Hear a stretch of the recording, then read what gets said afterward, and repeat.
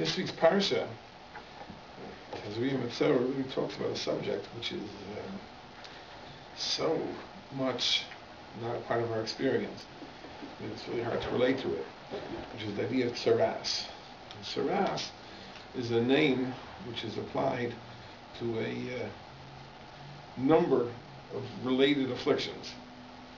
So you have, this is the first type discussed in the parsha, is nigei or habasar.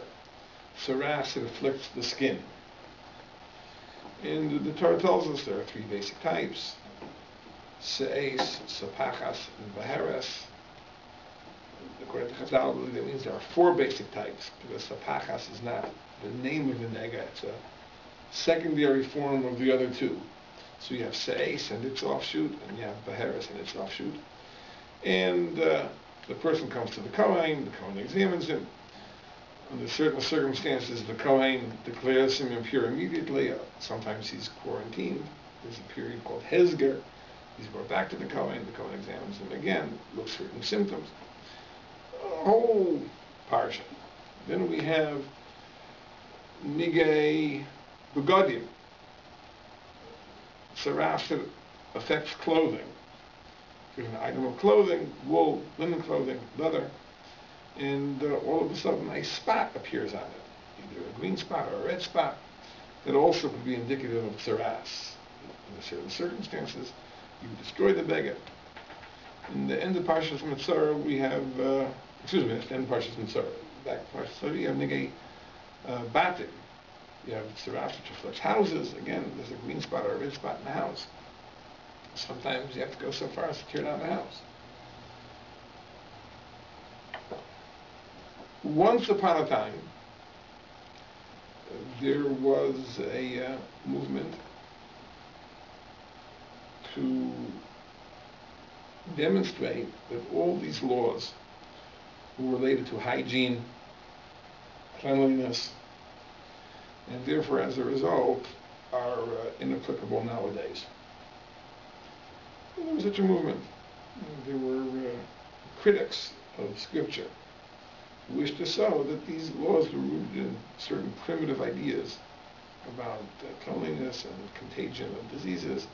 And nowadays that science has advanced, so we know that most of this is irrelevant. In Chazal and the Rishonim, we seem to get the impression, we'll see that it's a lot more complex than everyone thinks. We get the impression that this is not the case, that an affliction of tsaras is always viewed as a supernatural occurrence. It is God sending you a message. And Rav Hirsch puts it in such a beautiful way. He says that tsaras is a cipher, it's a code. And the Kohen has the job to decipher the code and interpret what the code means. But these are totally supernatural. There is no disease in the books that corresponds to the symptoms that the Torah describes. But this is God's way of sending a message to the individual.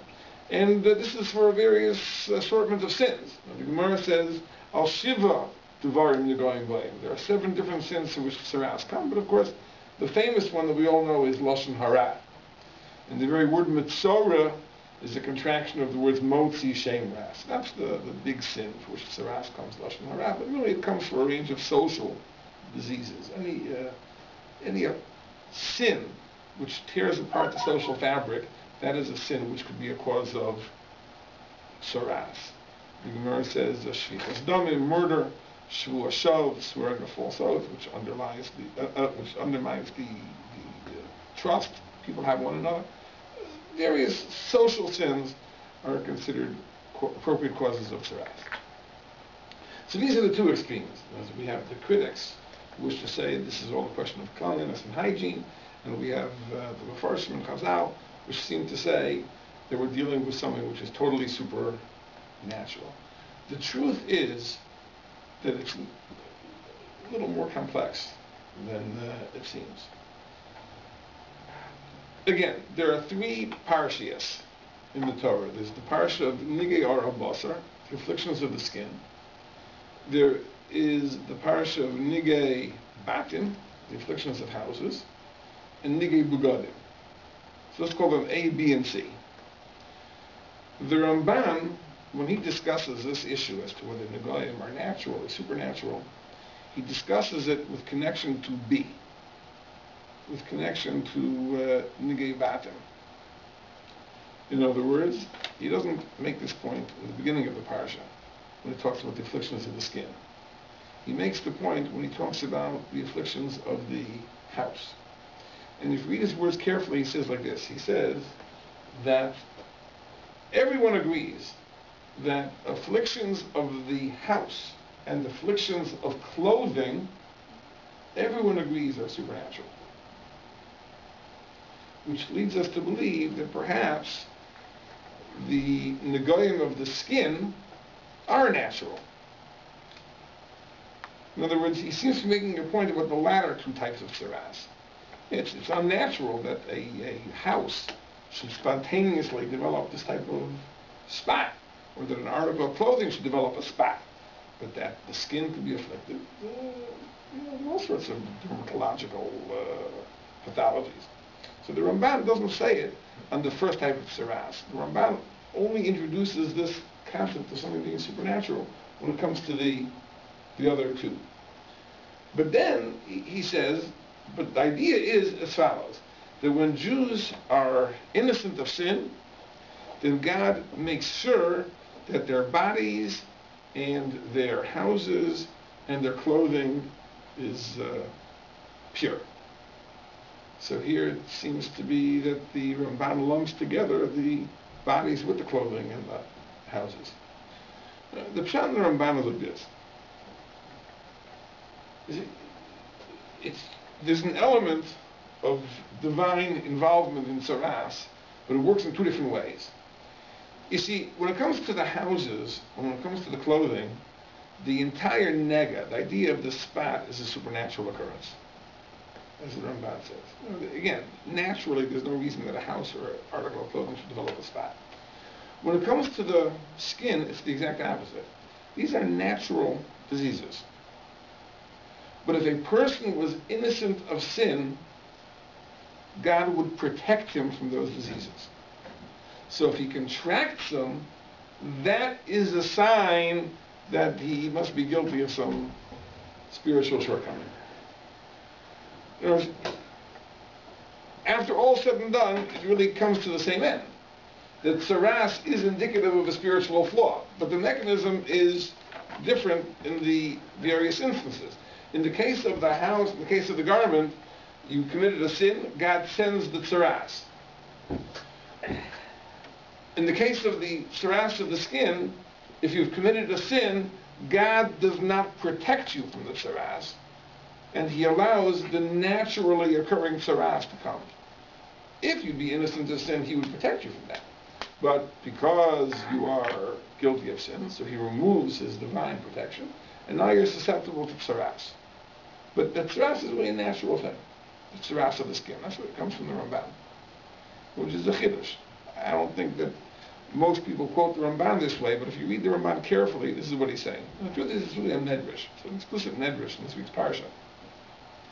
The medrash says that when Moshe Rabbeinu began teaching the laws of tzaras, people became petrified. When they heard about these terrible, terrible skin afflictions, they just were frightened out of their wits. So Moshe Rabbeinu said, don't worry. He says, don't worry. He says, these negoyim are for the idolaters. And for you, for the good Jews, eat, drink, and be happy. That's what Moshe says. Now, these are for the idolaters. Now, first, you have to understand, if negoyim are a supernatural affliction that come because of the sins of lashon hara, or swearing a false oath, or whatever, which Gentiles are not obligated to observe, so why should they get these afflictions? It means like this. In other words, they get them because these are natural diseases. And people are susceptible to these natural diseases. God is telling us, but you have nothing to worry about. Because as long as you're a good Jew, I will protect you. I will spare you from these afflictions. But if you commit certain sins, I will remove that protection, and then you're susceptible. If you look later in the Ramban makes a very interesting point. He says that nigei batim and nigei begadim, the tzaras of houses and clothing, only applies in Eretz Yisrael.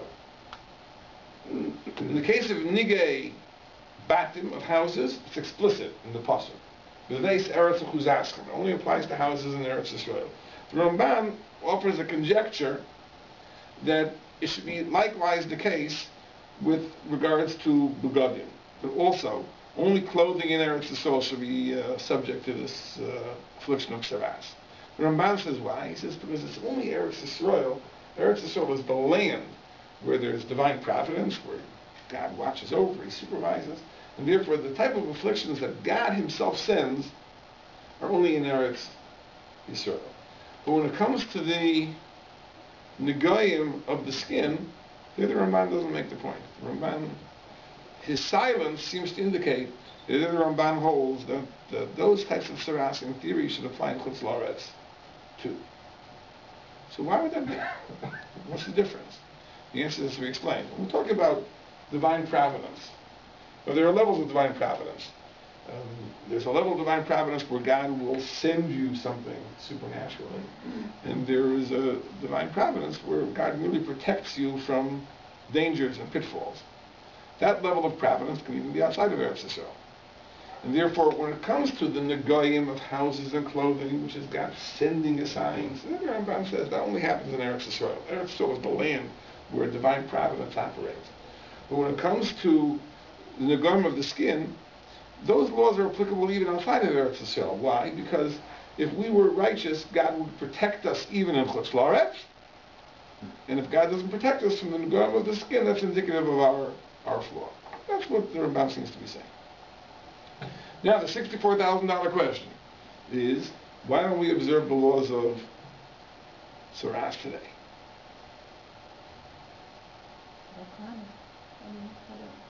What do you know, Kahanim? You go to shul, the Kahanim do Berachas Kahanim.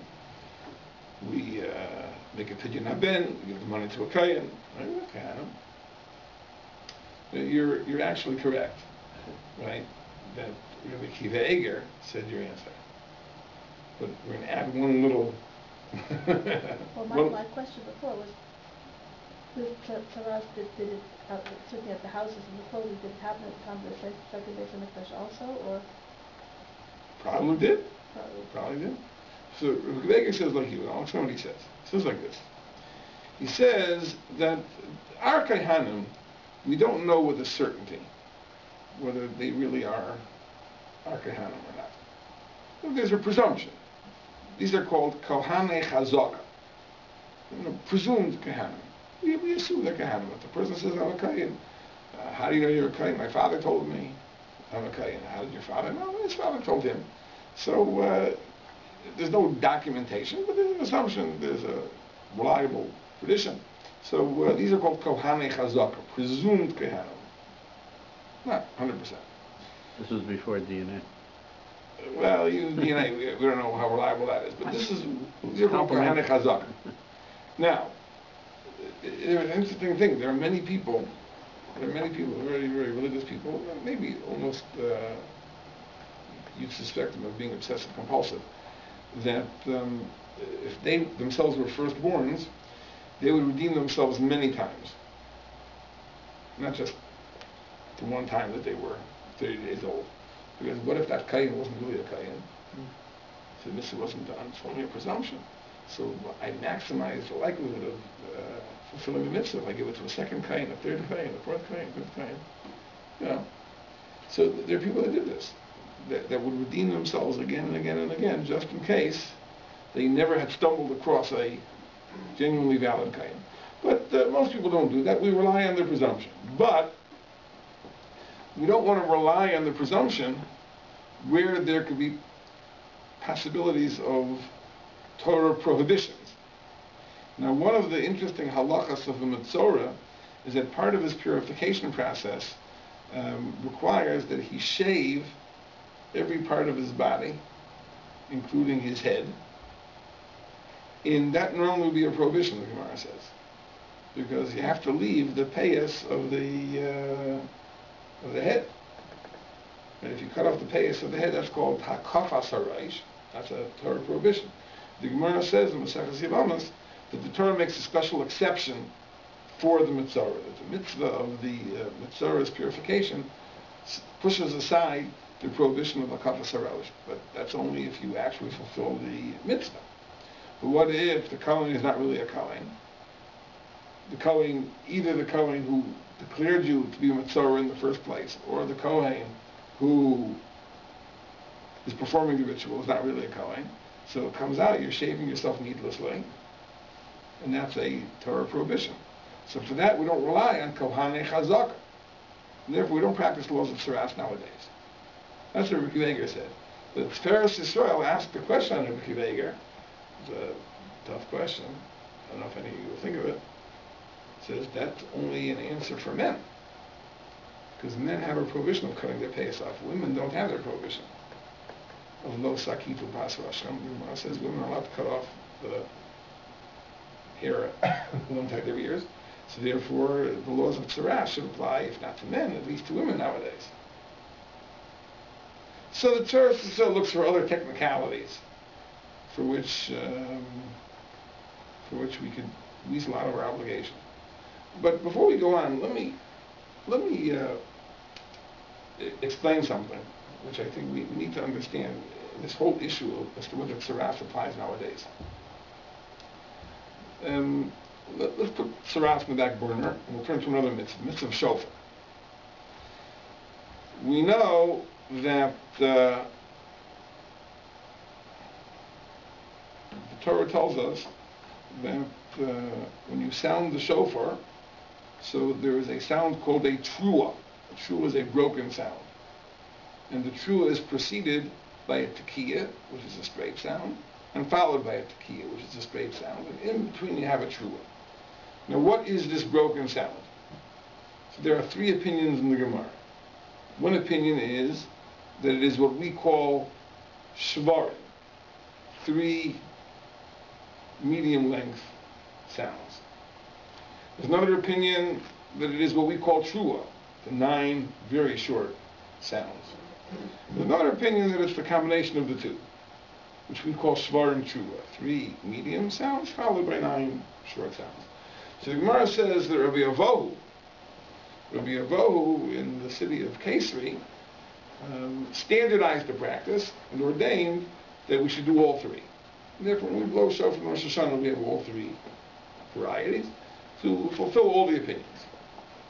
And the Rishonim explained that they reached the point that in some places in Eretz Yisrael they did it one way, in other places they did it another way, other places they did it the third way. So we wanted to stand that everyone should do the same thing. It shouldn't be like there are 3 different Torahs. So we standardized that everyone should do it all the 2 ways. But anybody learning the Gemara gets the impression that why do we do it all 3 ways? Because something was forgotten. In other words, the intention of the Torah, what the Torah really meant by the word trua, was forgotten. So there emerged 3 different opinions, and if we're to cover our bases, we do it all 3 ways. The Zohar HaKadosh says that it's not because there's a doubt. The reason we blow the shofar in 3 different ways is because we really need all 3 sounds. Whatever that means, that this sound has this effect up in heaven, and this sound has a different effect up in heaven, and this sound has a third effect up in heaven, and we really need all 3, and therefore we do all 3. How do you reconcile that with the historical fact? And the Gemara is not offering a conjecture. The Gemara is telling us there was a historical fact that there were 3 different customs that developed, and the Rabbi Avohu ordained to standardize the practice that everyone should do the same thing. So it's clear from the Gemara that it's a historical fact that the ordinance was ordained because of some doubt. And all of a sudden, the Zohar says, no, there's no doubt about it, we really need all 3.